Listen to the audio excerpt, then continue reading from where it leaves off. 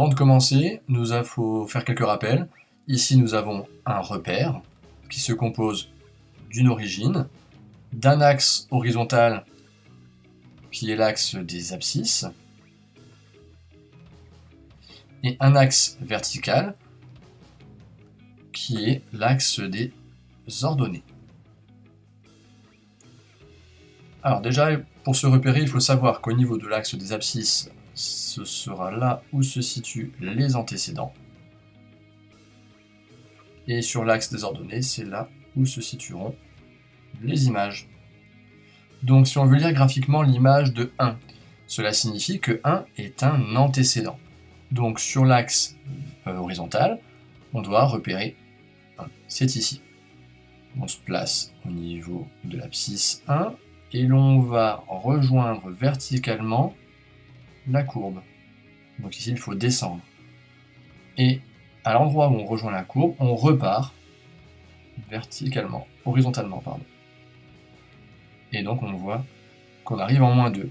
Donc l'image de 1 par la fonction g, c'est moins 2. Si l'on veut l'image de moins 2 par la fonction f, on va se placer sur l'axe des abscisses, l'axe des antécédents, en moins 2, et rejoindre la courbe. Ah, mais là c'est un cas particulier, la courbe passe déjà par moins 2, donc il n'y a rien à faire. Nous allons donc lire horizontalement l'endroit où on arrive sur l'axe des images, sur l'axe des ordonnées, on arrive en 0. Donc l'image de moins 2 par la fonction f, c'est 0. C'est un cas particulier. Cette fois-ci, on veut lire graphiquement un antécédent de 2 par la fonction g. Si on veut un antécédent de 2, cela signifie que 2 est une image, donc située sur l'axe des ordonnées. Donc sur l'axe des ordonnées, on va au niveau de 2, on va rejoindre la courbe, donc ici, pour la rejoindre, on va y aller horizontalement.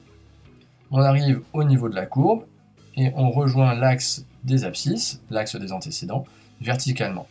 Et on arrive en 3. Donc un antécédent de 2 par la fonction g, ici ce serait 3. Lire graphiquement 3 antécédents de moins 2. Alors, voyons voir ça. Si on considère qu'on veut un antécédent de moins 2, cela signifie donc que moins 2 est une image, donc située au niveau de l'axe des ordonnées. On arrive en moins 2. Et on rejoint horizontalement la courbe. Et l'on voit que l'on coupe une première fois ici la courbe, mais si l'on continue, on la coupe une seconde fois, et si on était parti horizontalement vers la gauche, on l'aurait coupé 3 fois. Donc on a bien 3 antécédents.